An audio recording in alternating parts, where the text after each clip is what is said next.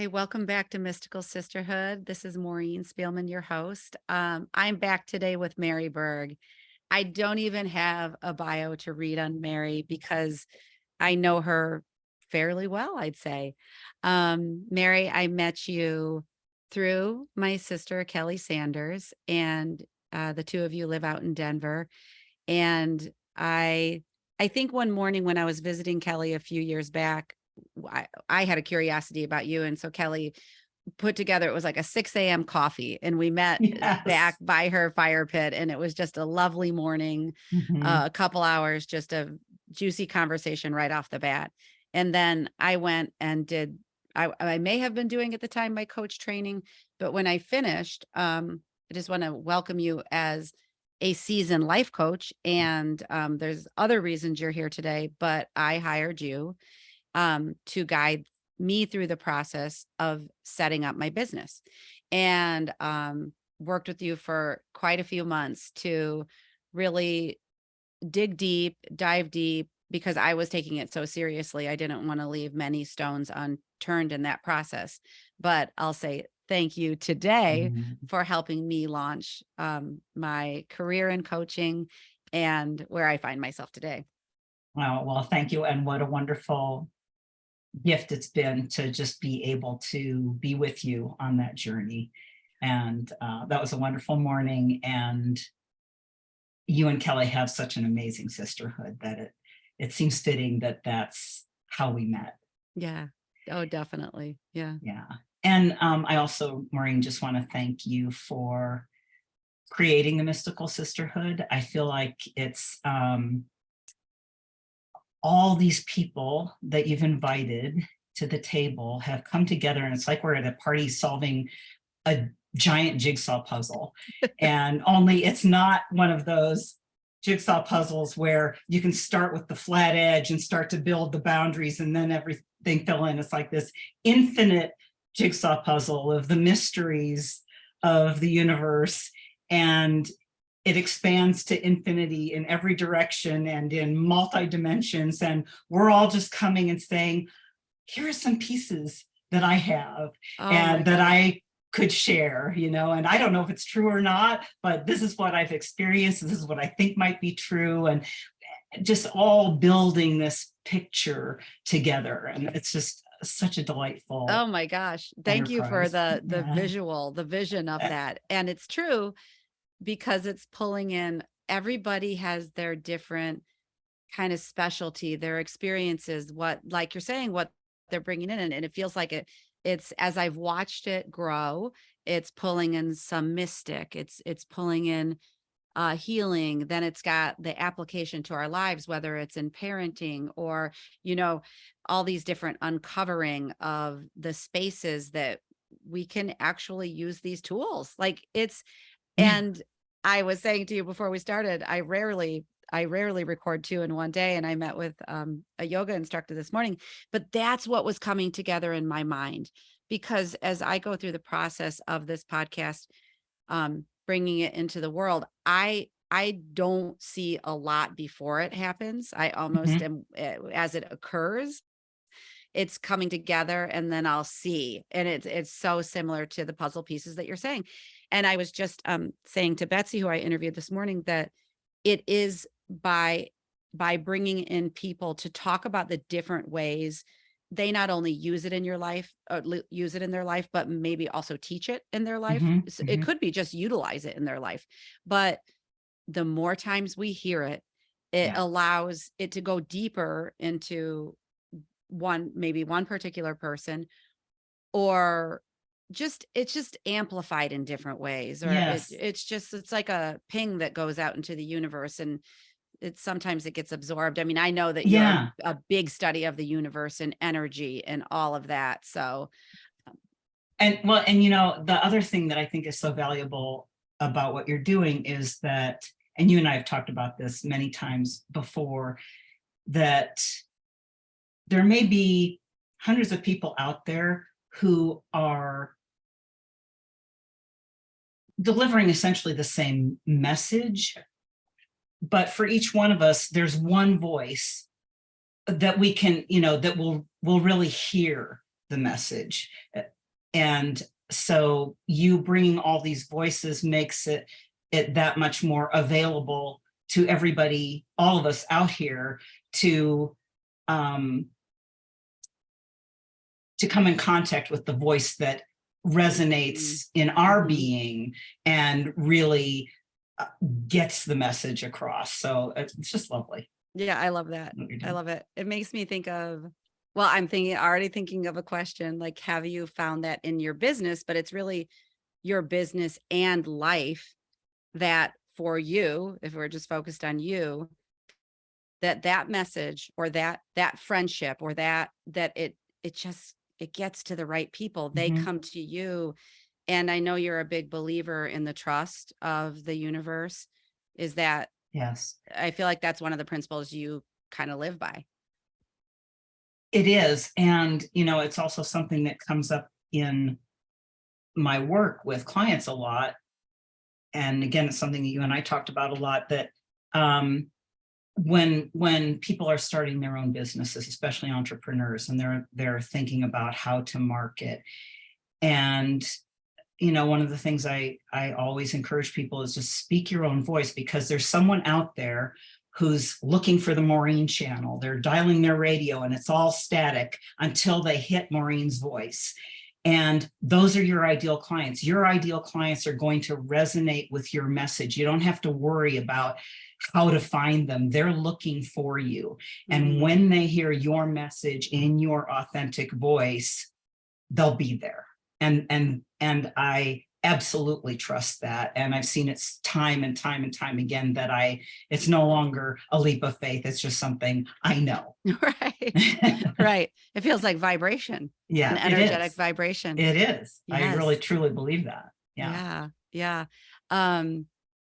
Well, we had set out questions. Today I'll say to the listeners, we're going to touch upon a bit of Mary's background and coaching and just life principles but also go into your work with the horses and equine therapy. I don't know if that's right, therapy, but just for the listener, we're going to dance in both areas today. And they're both really fascinating to me. When we met last week, we talked about touching upon that truth that you grew up with. I think you called it metaphysical healers around you. And would you say a bit more about that? Sure. And actually I was listening to the podcast that you did with Dina Wiggins, and I loved her phrase about rearview mirror wisdom, because I've lived for a long time with this question. If I chose this life, if I chose my family, what was it that I was seeking? Why did I choose them and this life? And, it's only really through the decades being able to look back on the decades and what my choices were, what my influences were, and how it all fits together and makes perfect sense and led me to finding my path, my purpose. And it did. I really do believe that if I chose my family, and I think I did, it was because it was a family of generations of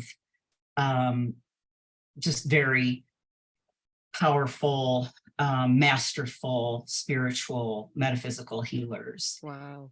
And especially my dad, and probably the most influential person in my life was my great aunt, Grace. She was probably my best friend growing up. I was the youngest in the family. And so when I was growing up, everybody else was off at school. My mom had gone back to work. My dad was already working. And so I spent a lot of time alone, and we had 3 generations in our household, and Aunt Grace was sort of my caretaker. Yeah. And so I spent hours and hours and hours with her, and she was just an amazing spiritual healer. And so, so much of what I still believe today I really learned from her in terms of learning about the divine, giving me a definition of the divine that truly resonates with me, which is that, the universe, the divine, God, however you want to refer to it, is loving and forgiving and for us, and that we are in fact a reflection of that. We are divine and we are powerful creators. And the other thing so ironic to me all these many years later was how powerful our thoughts are. This is what my parents and she taught me, is that our thoughts and beliefs that then are manifested in our actions create our reality.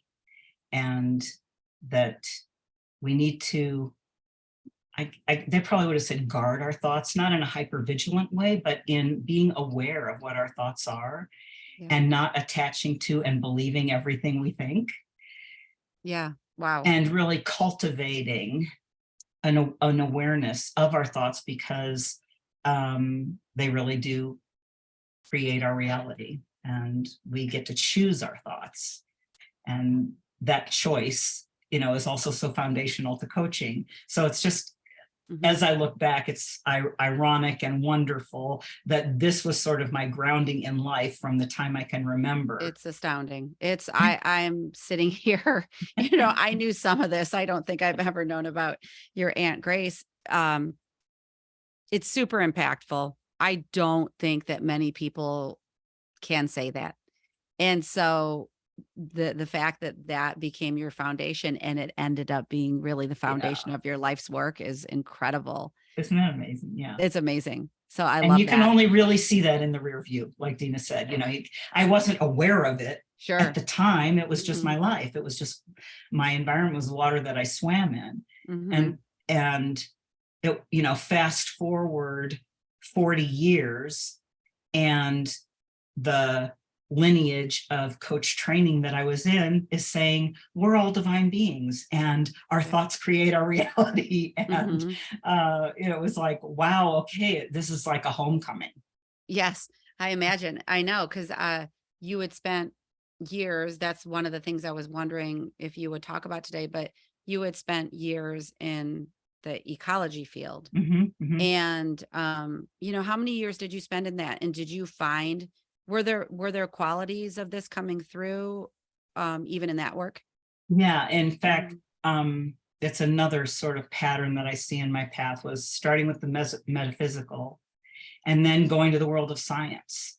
And I worked in that field for 30 years, 20 years in my career in ecology and at the Department of Ecology in the state of Washington. But and so many people in my world wanted to make it either or. You either believe in science and you live by science, or you are a spiritual person and that's your truth. And the thing is, I never saw that as a dichotomy. And in fact, and I love science.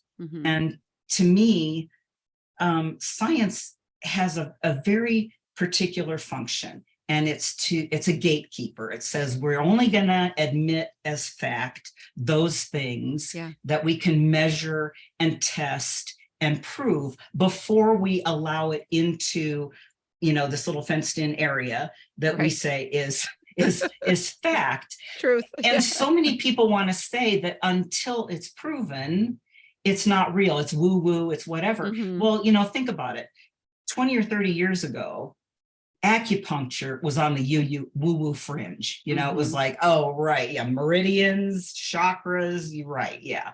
Well, now insurance companies pay for it. That's amazing. And it's just because, science only goes as far as our technology and our ability to measure our environment. And so just because we can't yet measure it, there was a time when we couldn't, when we didn't have microscopes and we couldn't see microbes, and that we couldn't prove, but people believed, people had intuitions, and really it's it's intuition, it's thought, where science begins. Someone has an idea, they think this seems like, and that's where hypotheses are generated, and that's what you test. And, you know, and depending on how the test comes out, then you either admit it as a fact or not. But it's really through the unseen that we bring things into the realm of science. And so I really see the oneness between metaphysics and physics, and the universal truths that that underlie both. I mean, you know, people, again, you know, people think it's woo-woo to talk about everything is energy, but actually, if you look at science, everything is energy. Everything is atoms. It's all electricity. It's positive and negative charges. And so yeah, so maybe that's not so crazy. yeah. It's just, to me, it's like, what's the argument? You know, it's well, and two, when you talk about, well, first of all, thank you for that all, and that connection of, wow, it starts with intuition, or it can start with a little ping from the universe. And that thing that we call science too does go alongside facts and what we learn in school, and like all these things being truth. Or, you know, for like social studies, yes, we can say that those events happened, right? So they're truth. And I think we still see a lot of conditioning and people in that realm where it literally feels scary. It feels like to go over there is like wild. But what you're saying is it's really not. It's all one. Right. And in both science and spirituality and academia, there's dogma. Yeah.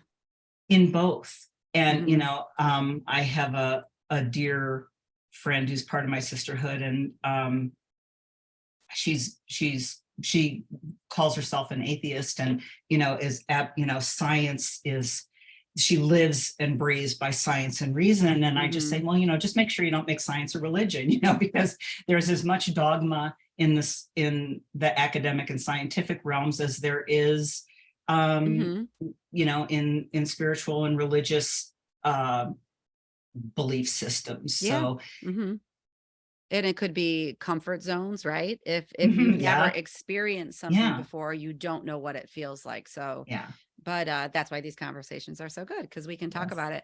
I know one of the questions I had posited to you that led to something else I wanted to ask you about was this idea, because I think there are a lot of people who listen to Mystical Sisterhood who are pivoting midlife to, you know, maybe they've stayed at home, maybe they've been in this one career and feel burnout, maybe they're just starting to open up to, gee, what is my passion and purpose? But are you a believer in pivoting at midlife? How do you feel about that? Well, you know, that was my path. That's my story. It's kind of a setup. So, you know, when people ask me, you know, is this possible? It's like, well, absolutely. And not only is it possible, I truly believe that if you, whatever you pursue, if you do it with awareness, and, you know, I mean, my work is all about finding your authentic path, and that can look different at different points in life. And I mean, I made my change from, you know, science and administration and public policy to coaching at 52. And I'm starting my 20th year in coaching. So it's amazing. Yes. So you're I'm a big believer in following your heart. Again, it's a rear view mirror wisdom. I didn't start out saying I'm going to follow my heart. I just followed my inclinations, and I tell people, follow your inclination. If you have this yearning, to me, that's your heart's calling. Yes. And just allow it. And you don't have to second guess it or wonder, or, you know, market test it or anything else. If it is genuinely calling to you, it doesn't matter if anyone's done it before. It doesn't matter. In fact, I think I may have told you that story about when I was going through graduate school. Anytime you're in school, people are always asking you, what are you going to do when you get out? And for 3 years, I just told people, I said, well, I'm preparing myself for a job that doesn't exist. This was long before anybody was talking about manifestation or anything. It was not in my consciousness at all. It was just something I was saying. I said, well, I'm preparing myself for a job that doesn't exist. I want to be a wetlands ecologist for the Department of Ecology. And at the end of that 3 years, I wrote a letter to the Department of Ecology, and I said, hey, if you're looking for a wetlands ecologist now or in the future, please give me a call. And 2 weeks later, I got a phone call that said, well, as a matter of fact, we're starting up a brand new wetlands program, and the first thing we need to do is hire a wetlands ecologist. And Yes. so I just walked into the job of my dreams. Yes. And I didn't get it at that point that that's how it works. Wow. That's actually, I believe, how it works. Yes. That we set an intention, and it's a pure intention. And then we don't have to figure out how it's going to come together. All we're responsible for doing is taking the actions that only we can take. Yes. Yes. I love this story. And you told me the other day too, about how a little bit of that got seeded. And again, I was blown away by your age, when, like, the stage in life, I should say, not your age, when you told me that you read the works of Anais Nin. And you said that, I think it was like bringing dreams into reality. So something even then was sparking inside of you to that was back in my late teens. Yeah, one of my college roommates introduced me to her diaries, and that was really, I think, the beginning. Okay. I mean, other than my my childhood upbringing, but that idea that we could bring our dreams into our waking life. And she was focused a lot on psychoanalysis, but she also did, she dressed her dreams. She painted her rooms according to her dreams. She dreamed of living on a houseboat, and she created that as a period in her life. And it had a huge impact on me. And I just in little ways like that, I would consciously create my life. And that was sort of my looking back. Yes. Oh, and I even looked at you and I thought, like, oh, for sure, you've lived in the Denver area for such a long time. And I asked you one day and you're like, no, I haven't been there that long. But I didn't know that shift that you had created for yourself, it was the job before the move, but then the move. And I just know what magical kind of worlds were opened just from, you being in the business group with Kelly. And I wholeheartedly, I want the audience to hear that, because I know that you always were attracting clients through there. You've, when we did our work together, you often, I think that you used to refer to it as baby steps. Was that right? Yeah. And just that idea of putting those dreams into reality, speaking them into reality, and backing them up with the aligned action. And I think that that's a super important part of it. And that's one that I revisit with myself all the time. It is. I mean, vision boards are incredibly powerful. And if all you do is create a vision board and stick it up on your wall and then just kind of say, well, I wonder why it's not happening, but we don't have to, and the thing is, and Mike Dooley says this so well in all of his books, it's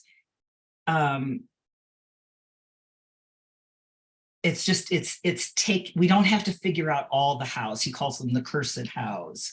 All we have to do is take action in the general direction of our dreams, and the rest will come together. I love it. And I've seen it again and again and again. Super important. And actually it was in my former job that I was brought to coaching when I was asked to move from directing the toxics cleanup program to taking over the air quality program. And I agreed. And in doing that, I apologies to anyone who's listening to this who might have been on my management team, but I inherited a pretty dysfunctional management team. As did my counterpart at the Federal Environmental Protection Agency, who is our oversight agency. But she had come from EPA's Office of Innovation, and she knew about coaching. And she suggested that we hire a team of coaches and work with our teams independently, and then bring them together once they had a common language.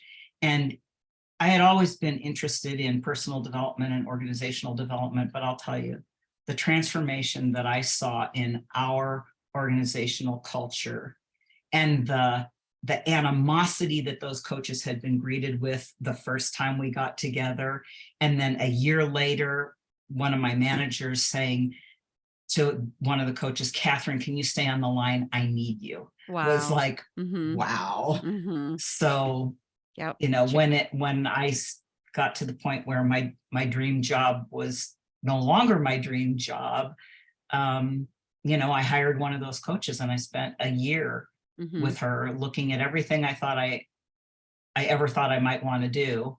Wow. And Mm-hmm. it came down to coaching, and it was just another one of those, you know, Yep. rear view mirror things where Mm-hmm. just I can see how, you know, it all fit together and it was it led does, from one thing to another. yeah, that's really beautiful. And I think that everything is in that divine timing. Mhm. Because I did work around, even, you know, I have a gifted friend around purpose, and I know that it was Mhm. it was seeding who I would become, but I think I wanted it at the time to turn into something. Let's even say this is 5 years ago or something. Mhm. And then I would have a lot of self frustration because I couldn't alchemize it. Like, and I think I was probably thinking about it too much. I was exerting too much control about it. Mm. And in that rear view mirror, now I can see, well, no, that occurred at that time on purpose for you. And it was an element in your path. Mhm. So now I understand that. At the time, I've said this before, but I think in my path, I stayed home so many years with the kids that I always was feeling it wasn't enough. And I have to say, I just saw, you know, my teacher was Dr. Shafali, and she just did an Mhm. Instagram video on this the other day. And it was just such affirmation for those who make that choice, Yeah. because it's just, that's probably a testament to the shame that can come for any of our choices, right? And not trusting Right. them, but Yeah. now I can look and trust. And if anything, it's just like a little more aligned action, Maureen, a little bit more. So Yeah. And, you know, I mean, when we tell these stories, when, you know, we pick out the themes and it sounds like it's all was just all one smooth yes, journey, right? You know, right. without any fits and starts and obstacles and bumps and, Mm-hmm. you know, and it hasn't been like that. Mm-hmm. And I do find, well, a couple things. One, I will go through these dark periods where I feel lost, Mm-hmm. because I've always, I don't know why, but I've always been someone who's had not a goal, but some kind of vision of the future. Yeah. That's evolved. Mm-hmm. But there are times when I find myself without that, Mm-hmm. and I feel lost. And the first time this happened for me in a really big way was actually right before I came to the horses. Okay. And it just felt like I was at the bottom of a dark well. Mm-hmm. And I was working with a friend of mine who is a shaman and an amazing man. And I was telling him this, how completely lost I felt, and he just chuckled. And he said, "Mary, you're not going to think your way out of this." Yes. Yeah. It's like, what? Yeah. And so And what, yeah. yeah. What do you know And about that now? Or what do you, well, what I learned about that then is that now I still have those dark periods where, and I don't mean dark necessarily. I have also struggled with depression on and off my whole life. But when I say dark, I really just mean like black, no vision, no sense of where next. And Yes. like, it's not this, but I don't have a sense of where to go next. Well, that time really kind of taught me that darkness is not being lost. It's more like being in the womb. It's something's gestating. Okay. Yeah. And it isn't clear what it is yet. Ooh. So now I can relax more and just know that whatever it is that's gestating will eventually make itself known. And what you were saying a minute ago, it's when I try to force it that I'm so unhappy. Yeah, I got that imagery of like trying to fight yourself or way out of that paper bag. Yeah. And that it's a remembering of when we get to those places. I appreciate you sharing that, because I think that's the human experience. And you know, you and I have learned over the years the things that we reach for to bring that vibration higher. And that's not always possible to access when we're lower. But that what you're sharing is the human experience, whatever form that comes for people. And we all are human. Yeah. So right. Yeah. Yeah. And it's hard to see that things are for us at times, but we, you know, often need to get through that darkness or the density to get to the light again. That's a good word. Yeah. Yeah. So you said that was a dark period before you got into your work with horses. First of all, we've already had this amazing conversation about the work that you do and just the parts of your life here to be shared. And when I reached out to you just a few weeks ago, it was the horses I was thinking about too. So there's it is the both and everything that you're sharing today, which I'm so excited about. But I'm utterly fascinated by the work that you do with horses. So Mary, how did you get into this work, and where would you begin? Oh gosh. Well, that was actually another very mystical experience. I was in that period of I don't know what's next, and I had a series of experiences of guided meditations where the animals were calling me. I was not busy telling my friends the animals are calling me, because I thought somebody would put me in a straitjacket. You know, it's like, what do you mean the animals are calling you? And they were saying, we need you. And I would be in conversation with them and I'd say, well, what do you mean? Like, save your habitat? Like, no, that's important, but that's not it. Okay, like SPCA. No, that's important, but that's not it. Okay, like animal communication, finding, no, that's important, but that's not it. And finally, what they said was, no, we have wisdom that your kind need. Wow. And you get us.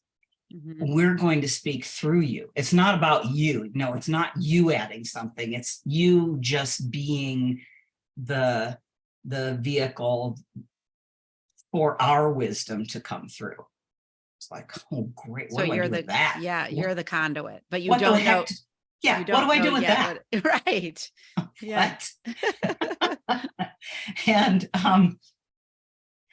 I had gotten reintroduced to horses. It just so happens that my grandfather, my great-grandfather were harness makers, and my dad raised me to love horses. So it just so happened. It just so happened. Right. Yeah. So my dad raised me to love horses, but we lived in Chicago, and you know, unless you belong to a country club, really, and we didn't.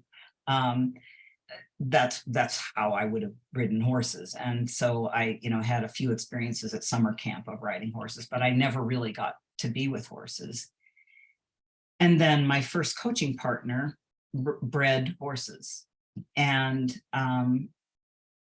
And so I got to be present for the births of the horses and got to be around them. And but I still didn't put that together with my work or these messages I was getting. And so my coach at the time had just had a miscarriage. And she was telling me that she was working with a somatic coach to process that experience. And I thought, somatic coaching, that's interesting. I wonder what that's about. So I Google somatic coaching, and up comes Ariana Strozzi at Sky Horse Ranch. She's a biologist. She's a horsewoman. And she has found that horses are incredible coaching partners in personal development, and that they have wisdom to share with people. And I felt like I was at a slot machine and, had just pulled the arm down and it came up cherries. It's like, so I called her and I said, okay, this is going to sound weird, but the animals are calling me. And she said, well, that doesn't sound weird to me. The animals are calling a lot of people right now. And I said, okay. And I said, well, could I come down to the ranch, and just explore this with you? And I did. And I hope this isn't too long a story, but it's, so I got down there, and the first day she told me the sort of rules of engagement, which was you can't be mean to the horses, and you have to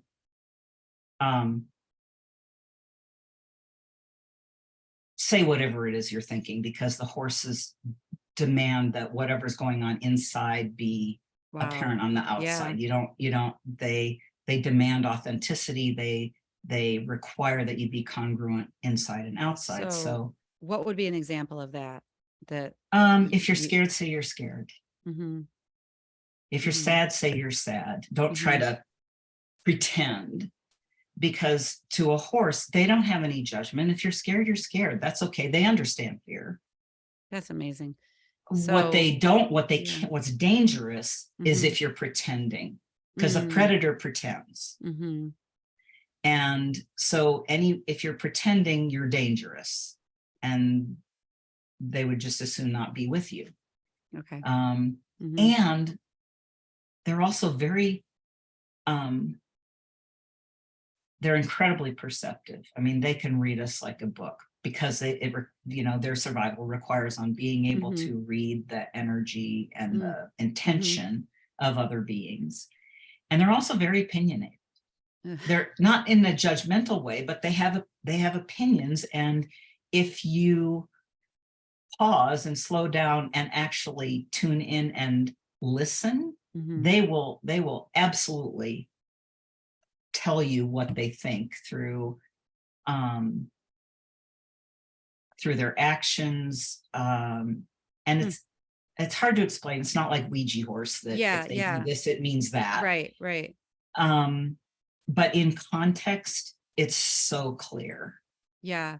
I'm wondering, do the horses pick the individuals to do this work? I mean, you were getting the messages that you didn't decode yet, but and do you see the qualities of the horses you're describing? Do you see any similarities to the way you see the world?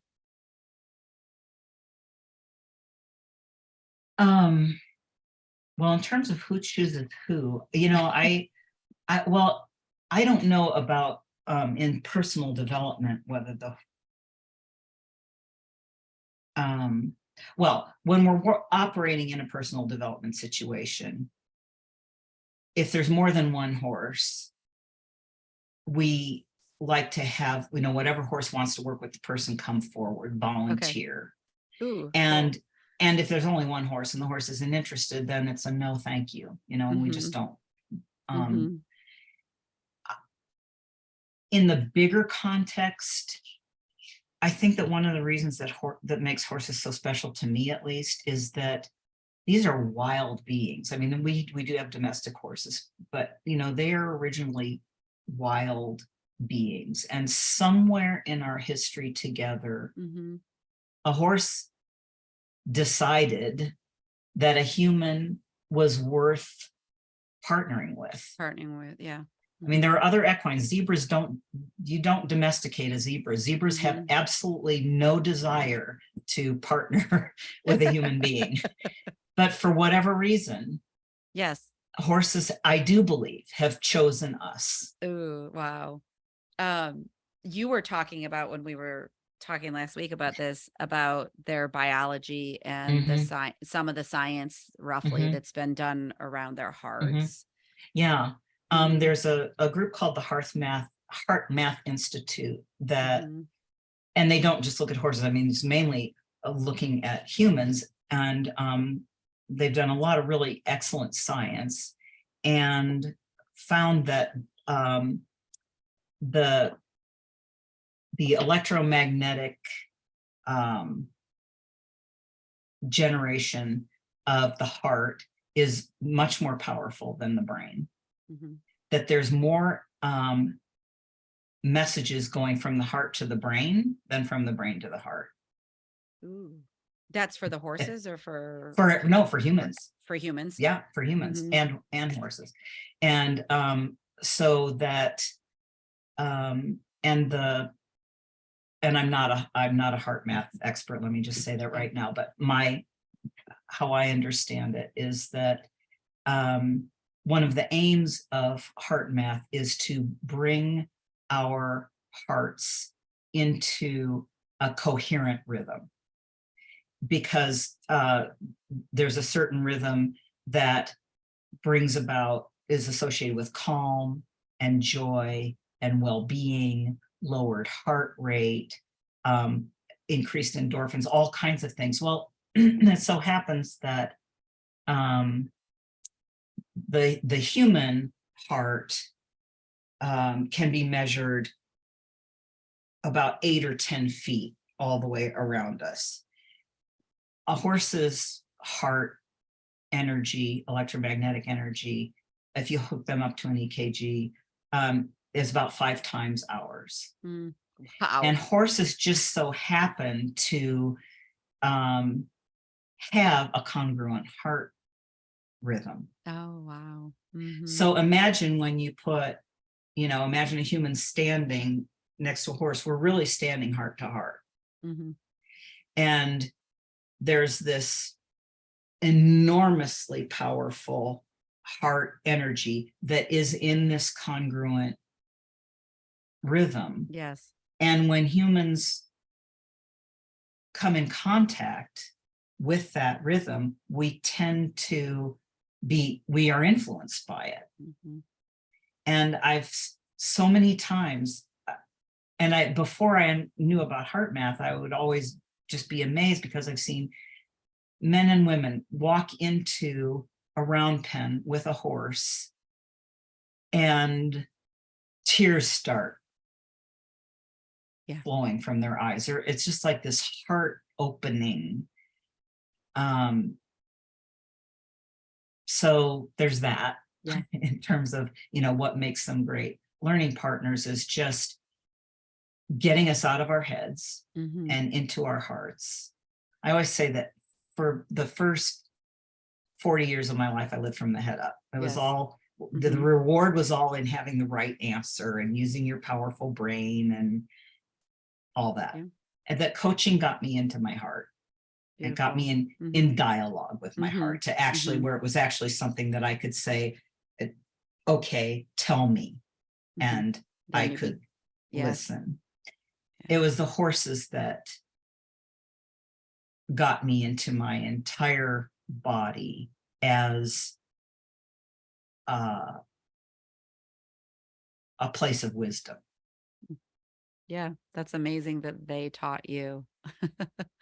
Right? And they're somatic beings. I mean, they Mhm. experience the world with their entire Yeah.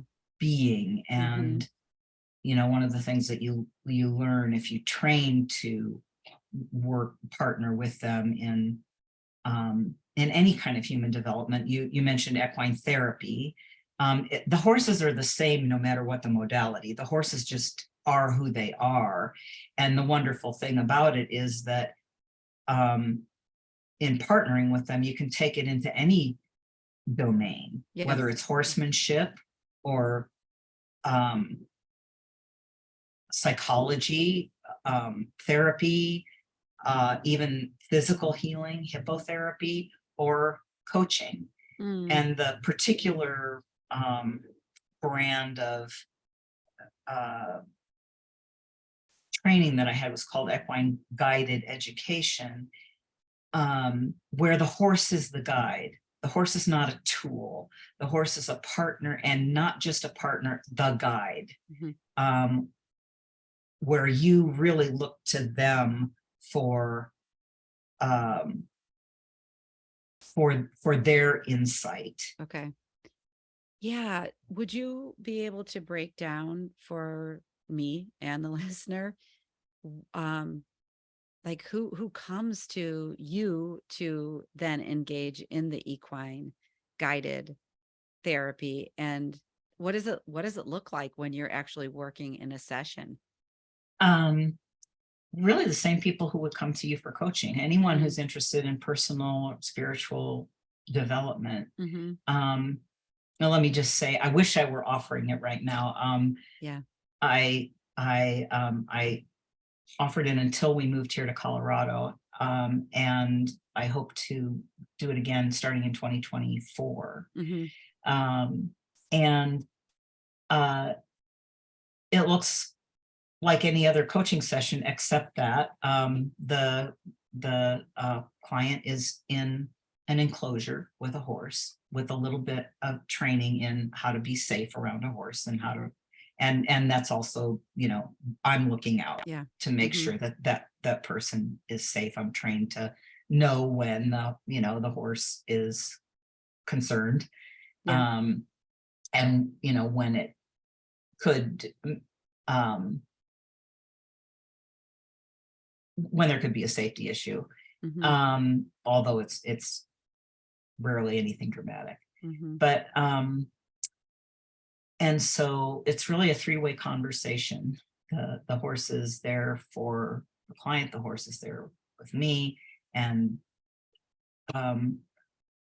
you would ask the same questions that you would ask in a coaching session, what the person wants to Aw, work on, yeah. and there's just an exchange, and the horse has a lot of different responses to the conversation. And I really think that what they're tuning into is the energy and the Mm-hmm. intention and the Mm-hmm. emotion and the feeling. And I do have to say, though, that there are times when I just have to say, they understand what we're saying. Yes. Yes. They understand exactly what we're saying. I mean, they speak English. I don't know how they do it, but Yes, it's they speak amazing. whatever language Yes. whatever it is, they understand what we're talking about and more. Wow. And yeah, Mhm. and So, that's why they're so valuable, because they pick up on stuff that a client might not reveal to me in a coaching conversation for months. It might take us weeks to really get to what's really going on for them. A horse just cuts right through it, and humans tend to respond. I think it's partly the heart math aspect of things, but also the whole archetype of the horses. They're beautiful, they're powerful, they're fast, they're graceful, they're soft, they're beautiful, they're yummy. And who doesn't want the horse to be accepted by a horse and have them come up and yeah. you know Mhm. um and so, and the only way you're going to get that from a horse is if you are authentic. Yes. Yes. And I always say horses have laser bullshit detectors. You Oh my cannot fool gosh. them. And so, and they don't have any judgment. They just want you to be real. They don't care what it is. They just want you to be real about whatever it is. Yes. And so people respond by just dropping their mask and getting to the heart of the matter so much faster than they would without the Yeah. presence I can of just a through your horse. description and teaching around this, I can really hear that, that people, because they can visually see, like, as if we're just meeting human to human, person to person, and we're not ready to reveal yet, the other person will say, Mhm. okay, we'll afford you some time and how many sessions it takes you to feel safe, or, Yeah, right. have what Yeah. have you. But I could hear that, like, the client in this situation, they drop into the heart space Mhm, really, really mhm, quickly. And mhm. it's a resonance and a coherence, and Yeah. very amazing. Yeah. And they Mm, do have an uncanny sense for actual um, circumstances that are going on in a person's life that are not present in the they're not spoken. space They're not right. at the time. Hmm. Um, I think I may have shared with you about the client who asked me to come and work with her horses about her business. She had a business decision. There was a colleague who wanted to go into business with her. And that's how she presented it to me, was as a decision. Well, horses are really great when you're at a choice point, to partner with them, because again, we tend to make decisions on what we think we should do or what we're afraid of, or all these other different things. And to deliberate in the presence of a horse is to get really clear on what it is your heart is calling you to do. Mm. Um, in this case, it went into a whole different realm, which is, I have to make this decision about my business.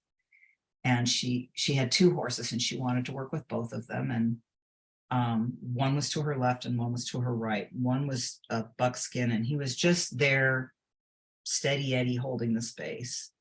And the horse to her left was a bay. And so she's talking to me about her business and the choices that she has to make. And I'm asking her questions about this and that. And the buckskin is just standing there while the bay is pulling the scrunchie out of her hair and pulling on her, undressing her in front Very of me. intimate. Yeah, very intimate, very intimate. And I'm looking at this and I'm going, wow, okay. And again, it's not Ouija horse. So I say, what's going on with your bay horse? Oh, he's just mouthy.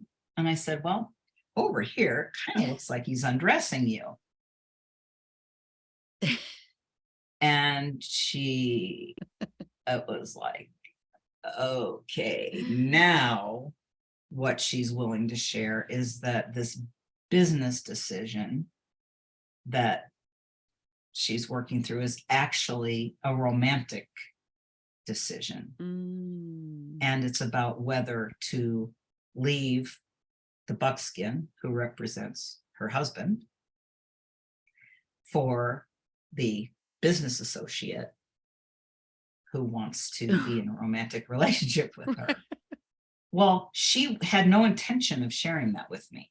That's incredible. She just wanted, she was making it about a business decision, and Yes, I yes, was taking that at face value. of course.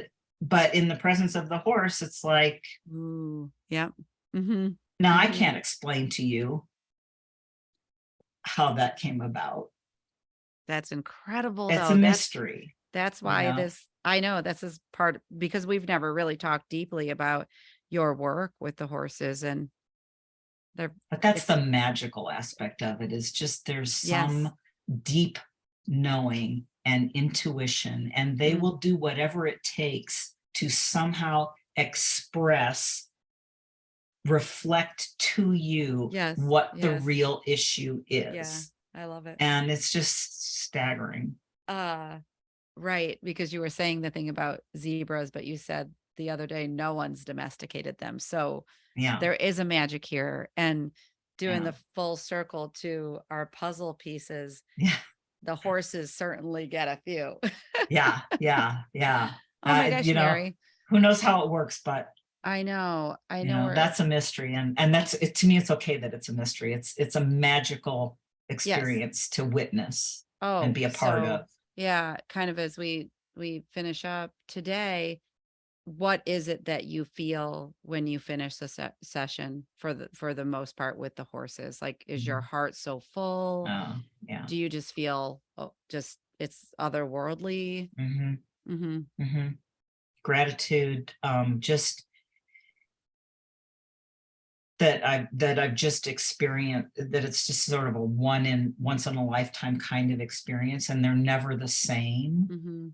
And I think the other is just before a session, I always, I have a little anxiety, I hope it all comes together. And all you have to do is just trust and be open and just step back. And, the horse has got this. It's like, all. Absolutely. And for the time that you've had to take off or have taken off, I'm sure you miss it. I do. Yeah. I do. It's very, very special. And I just wish everyone could experience it. Oh, me too. Yeah, 'cause I know. it's magical. Yeah, it sounds magical, and it's on my, I don't always use the word bucket list, but I'm going to put it on that list for sure. There you go. As we finish up today, Mary, is there anything else that you want to share with the audience or that comes to mind for you? I guess just that what I see as sort of my role in terms of my path is to just be an ally with people, to discover our infinite creative power. That for me, it's one of the great lessons that we get to learn here in Earth School is how very powerful we are. And, I feel like a neophyte. I feel like a kindergarten in this regard, in terms of really understanding how to harness energy and, but this idea that we are divine beings, that we are powerful creators, that's what, that's one of the things there is to explore, is really how infinite our possibility is, that there really are no limits if we're willing to do the work and take the action and all the rest. That we're just incredibly powerful, and that there's really